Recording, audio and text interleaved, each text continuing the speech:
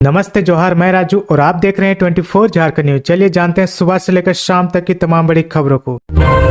झारखंड में महाशिवरात्रि पर कैसे भड़की हिंसा, दुकान मकान फूंके, धारा 144 लागू और इंटरनेट सेवा बंद। पलामू के पांकी प्रखंड मुख्यालय में बुधवार की सुबह करीब 8:30 बजे दो पक्षों के बीच हिंसक झड़प हुई। इस दौरान दोनों तरफ से पथराव हुआ। उपद्रवियों ने 4 घर, 3 गुमटी नुमा दुकान और एक कार को आग लगा दी। 4 गाड़ियों में तोड़फोड़ की। झड़प में लेस्लीगंज एसडीपीओ आलोक कुमार टूटी और पांकी इंस्पेक्टर अरुण महता समेत 8 लोग घायल हुए हैं। घटना के बाद इलाके में तनावपूर्ण स्थिति बनी हुई है। इसे देखते हुए 4 थानों की पुलिस कैंप कर रही है। पांकी में धारा 144 लागू करते हुए पूरे जिले में 16 फरवरी की शाम तक इंटरनेट सेवा बंद कर दी गई है। 15वें वित्त आयोग ने झारखंड को 3,307 करोड़ देने की अनुशंसा। झारखंड को 15वें वित्त आयोग ने केंद्रीय करों के हिस्सों में 5 साल के दौरान 3,307 करोड़ रुपए देने की अनुशंसा की है। यह राशि वित्तीय वर्ष 2021 से 26 के बीच मिलेगी। वित्त आयोग ने अनुदान के लिए अलग अलग जन उपयोगी सेक्टरों में राशि मिलेगी। राज्यपाल रमेश बैस बोले, सरकार गिराने की मंशा होती तो कब का लिफाफे पर कार्रवाई कर देता। सीएम हेमंत पर कही ये बात। राज्यपाल रमेश बैस ने कहा कि झारखंड सरकार को गिराने या अस्थिर करने की उनकी कोई भावना या मंशा नहीं रही। अगर ऐसा होता तो वे चुनाव आयोग से आए पत्र पर कार्रवाई कर देते। बुधवार को राजभवन में पत्रकारों से बातचीत के दौरान श्री बैस ने कहा, मैंने सोचा कि झारखंड में विकास के लिए स्थिर सरकार की जरूरत है। अब तक यहाँ अस्थिर सरकार रही, इससे राज्य का अपेक्षित विकास नहीं हो सका। मैं विकास चाहता हूँ। आरोप प्रत्यारोप तो लगते रहते हैं, मैं इससे नहीं डरता। गवर्नर एक संवैधानिक पद है और मैंने वही किया जो संविधान के दायरे में रहा। चुनाव आयोग से आए पत्र पर निर्णय लेना या नहीं लेना यह राज्यपाल का अधिकार है। किसी के बारे में कोई शिकायत आती है तो राज्यपाल के अधिकार क्षेत्र के तहत इसकी जांच कराई जा सकती है। निलंबित आईएएस अधिकारी पूजा सिंघल की पुलिस पेपर मांगने वाली याचिका खारिज। ईडी कोर्ट ने लिया फैसला। मनी लॉन्ड्रिंग मामले में आरोपी निलंबित आईएएस पूजा सिंघल की अर्जी ईडी कोर्ट ने खारिज कर दी है। पूजा सिंघल ने ईडी से संपूर्ण पुलिस पेपर की मांग करते हुए अर्जी दाखिल की थी। ईडी पूजा सिंघल और आरोपी सीएस सुमन कुमार को पुलिस पेपर सौंप चुकी है, लेकिन पूजा की ओर से कहा गया कि जो पेपर सौंपा है वह अधूरा है। ईडी की ओर से कहा गया था कि मामले की अनुसंधान जारी है, इसलिए सारे दस्तावेज आरोपी को नहीं दिए जा सकते हैं। झारखंड के शिक्षा मंत्री को मिली बड़ी राहत। जगन्नाथ महतो पर लगे गबन के आरोप खारिज।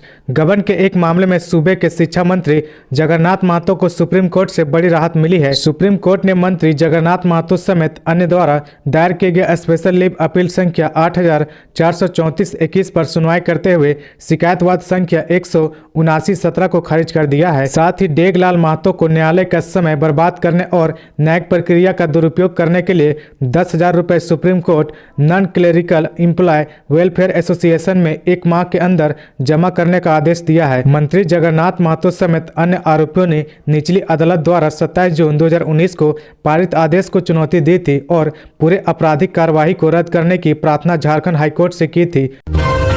मोमेंटम झारखंड के तहत हुए एमओयू की सीआईडी जांच शुरू। सीएम हेमंत ने दी मंजूरी। वर्ष 2017 में आयोजित मोमेंटम झारखंड में वित्तीय अनियमितता की सीआईडी जांच का दूसरा चरण शुरू हो गया है। इसके तहत मोमेंटम झारखंड में हुए सभी एमओयू की जांच होनी है। इस दौरान इसकी भी तफ्तीश होगी कि कार्यक्रम में जितने एमओयू हुए उन कंपनियों द्वारा क्या कार्रवाई हुई, कंपनी का स्वरूप क्या है, जमीन पर कितने एमओयू उतारे। सीएम हेमंत सोरेन की सहमति के बाद 30 जुलाई 2021 को जांच का आदेश जारी किया गया था। आदेश में सीआईडी को 2017 में हुए मोमेंटम झारखंड के दौरान हुए व्यय की जांच करने को कहा गया था। आरोप है कि इनमें जिन कंपनियों के साथ करार हुआ था उसका गठन आयोजन से ठीक पहले ही हुआ था। आगे बढ़ने से पहले अगर अभी तक आपने इस चैनल को सब्सक्राइब नहीं किया तो प्लीज सब्सक्राइब कर ले, जिससे आपको झारखंड की हर छोटी से बड़ी खबर की अपडेट आप तक पहुँचता रहे।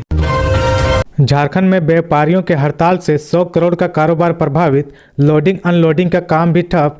कृषि उपज और पशुधन विपणन विधेयक 2022 लागू करने के विरोध में राज्य के खाद्यान्न के थोक व्यापारियों का अनिश्चितकालीन हड़ताल बुधवार से शुरू हो गया है। पहले दिन राज्य के करीब सभी जिलों में खाद्यान्न का कारोबार ठप रहा। इससे करीब 100 करोड़ रुपए से अधिक का कारोबार प्रभावित हुआ। राजधानी में 10 करोड़ से अधिक के कारोबार पर असर पड़ा। रांची चैम्बर के अध्यक्ष संजय माहौरी ने कहा कि गुरुवार तक मांगों पर ठोस निर्णय नहीं हुआ तो शुक्रवार से खुदरा कारोबार भी बंद कर देंगे। जनता को होने वाली पूरी परेशानी की जिम्मेदारी सरकार की होगी। झारखंड में इंटर और मैट्रिक टॉपर को मिलेंगे 3 लाख रुपए, शिक्षा मंत्री का ऐलान। झारखंड में जैक बोर्ड और सीबीएसई बोर्ड द्वारा आयोजित 10वीं और 12वीं बोर्ड की परीक्षा जारी है। इसी बीच राज्य के शिक्षा मंत्री जगन्नाथ महतो ने इंटर और मैट्रिक की बोर्ड परीक्षा में टॉप करने वाले विद्यार्थियों को 3 लाख रुपए का नगद पुरस्कार देने का ऐलान किया है। शिक्षा मंत्री ने यह भी ऐलान किया कि इंटर और मैट्रिक की बोर्ड परीक्षा में पूरे राज्य में दूसरे और तीसरे स्थान पर रहने वाले विद्यार्थियों को भी क्रमशः 2 लाख और 1 लाख रुपए का नगद पुरस्कार मिलेगा। झारखंड में खाली रह गए 3000 से अधिक बीएड की सीटें, अब कराई जाएगी ओपन काउंसलिंग। झारखंड के बीएड कॉलेजों में 4 राउंड के बाद भी सत्र 2022-24 में 3379 सीटें खाली रह गई। नामांकन के लिए कुल 10,221 आवेदन आए थे। इसे देखते हुए सरकार ने रिक्त सीटों को ओपन काउंसलिंग से भरने का निर्णय लिया है। इसका निर्देश रांची विश्वविद्यालय के आग्रह पर उच्च व तकनीकी शिक्षा विभाग ने सभी विश्वविद्यालय के रजिस्ट्रार को पत्र भेजकर दिया है। अब संबंधित कॉलेज रिक्त सीटों के एवज में अभ्यर्थी से CML रैंकिंग के साथ आवेदन आमंत्रित कराएंगे। फिर विश्वविद्यालय द्वारा प्रतिनिधि के समक्ष मेरिट लिस्ट बनाकर स्वयं नामांकन लेंगे। विश्वविद्यालय में इससे पूर्व 2021-23 में भी खाली रह गई सीटों को ओपन काउंसलिंग के द्वारा भरा गया था। रामगढ़ उपचुनाव तक एग्जिट पोल पर रोक, उल्लंघन करने पर होगी 2 साल तक की सजा। झारखंड में रामगढ़ विधानसभा सीट पर 27 फरवरी को उपचुनाव के लिए मतदान है। इस तारीख तक अब किसी भी प्रकार के एग्जिट पोल पर रोक लगा दी गई है। भारत निर्वाचन आयोग की ओर से इसकी अधिसूचना पहले से ही जारी कर दी गई थी। इसमें कहा गया था कि मेघालय, नागालैंड एवं त्रिपुरा विधानसभाओं के साधारण निर्वाचनों एवं घोषित उपचुनाव 2023 के लिए किसी प्रकार के एग्जिट पोल पर 16 फरवरी से 27 फरवरी की शाम 7 बजे तक रोक रहेगी। इस दौरान ना कोई एग्जिट पोल कर पाएगा, ना उसका प्रकाशन कर पाएगा। झारखंड में स्थानीय कौन, फिर गरमाया मुद्दा, सरकार और विपक्ष आमने सामने। झारखंड में स्थानीयता का मुद्दा नया नहीं है। 2019 के विधानसभा चुनाव में झारखंड मुक्ति मोर्चा के घोषणा पत्र में यह शामिल था और अब विधानसभा से लेकर सियासी दलों के खेमे में यह मुद्दा गर्म है। रामगढ़ उपचुनाव को लेकर सियासी गहमागहमी जारी है। इसी बीच 27 फरवरी से विधानसभा का बजट सत्र भी शुरू होगा। ऐसे में स्थानीयता को लेकर आरोप प्रत्यारोप का दौर शुरू हो गया है। सरकार में शामिल झामुमो कांग्रेस और विपक्ष में बैठी बीजेपी आंसू आमने सामने है। बीजेपी प्रदेश अध्यक्ष दीपक प्रकाश और झारखंड कांग्रेस अध्यक्ष राजेश ठाकुर के बीच जुबानी जंग हो रही है। राजेश ठाकुर ने कहा कि विपक्ष देखेगा कि हम कैसी नीति लाते हैं। वहीं दीपक प्रकाश ने कहा कि भागे नहीं, नीति बनाएं। पलामू में संभले नहीं हालात और अब देवघर में संग्राम, भाजपा सांसद निशिकांत दुबे ने खोला मोर्चा। देवघर में महाशिवरात्रि से पहले सियासत का महासंग्राम छिड़ गया है। महाशिवरात्रि पर शिव बारात रोकने की कोशिश का आरोप लगाते हुए भारतीय जनता पार्टी के सांसद निशिकांत दुबे ने हेमंत सोरेन सरकार के खिलाफ मोर्चा खोल दिया है। दुबे ने एक बार फिर मुख्यमंत्री हेमंत सोरेन को सीधे निशाने पर लिया है। बुधवार को देवघर में पत्रकारों से बातचीत में सांसद ने कहा कि बाबा नगरी में महाशिवरात्रि पर मुख्यमंत्री शिव बारात नहीं निकालने देना चाहते हैं, वह इसका विरोध करेंगे और अनशन को भी तैयार हैं। उन्होंने कोर्ट का दरवाजा भी खटखटाया है। NI के शिकंजे में कुख्यात नक्सली अमन गंजू, PCR वैन हमला मामले में होगी पूछताछ। भाकपा माओवादी के रीजनल कमांडर अमन गंजू उर्फ अमन भोक्ता उर्फ काजू सी से NIA पूछताछ करेगी। NIA को अमन गंजू की 5 दिन की रिमांड मिली है।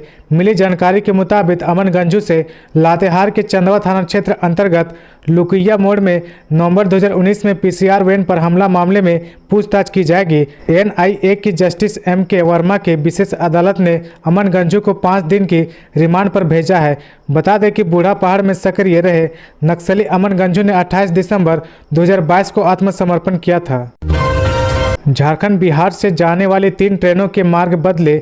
झारखंड और बिहार से होकर जाने वाली कम से कम 3 ट्रेनों के मार्ग बदल दिए गए हैं। ये ट्रेनें अब परिवर्तित मार्ग से चलेंगी। दक्षिण पूर्व रेलवे रांची मंडल की ओर से यह जानकारी दी गई है। इसमें बताया गया कि दक्षिण मध्य रेलवे के सिकंदराबाद मंडल के अंतर्गत मकुड़ी बिरूर रेलखंड पर नन इंटरलॉकिंग कार्य की वजह से रांची रेल मंडल से होकर परिचालित सिकंदराबाद पटना स्पेशल ट्रेन के मार्ग में परिवर्तन किया गया है। झारखंड में महाशिवरात्रि पर बवाल के बीच ओवैसी की भी एंट्री। RSS संघ हेमंत सरकार को घेरा। झारखंड में महाशिवरात्रि को लेकर हो रही तैयारियों के बीच भड़की हिंसा को लेकर AIMIM सुप्रीमो असदुद्दीन ओवैसी ने राष्ट्रीय स्वयंसेवक संघ को जिम्मेदार ठहराया है। असदुद्दीन ओवैसी ने कहा कि झारखंड के पलामू में हुई हिंसा के लिए सीधे तौर पर RSS जिम्मेदार है। ओवैसी ने पलामू के पांकी में भड़की हिंसा के लिए राज्य की हेमंत सोरेन सरकार को भी जिम्मेदार ठहराया। ओवैसी ने कहा कि हेमंत सरकार को जैसा एक्शन लेना चाहिए था नहीं लिया। सरकार चाहती तो हिंसा को रोक सकती थी। तो ये थी आज की झारखंड की टॉप बड़ी खबरें। इसी तरह झारखंड की हर छोटी सी बड़ी खबर देखने के लिए आप हमारे चैनल 24 झारखंड न्यूज को सब्सक्राइब करके बेल आइकन प्रेस कर ले, जिससे आपको झारखंड की हर छोटी सी बड़ी खबर की अपडेट आप तक पहुंचता रहे। तो आज के लिए बस इतना ही, हमें दीजिए इजाजत, फिर मिलते हैं नेक्स्ट न्यूज में।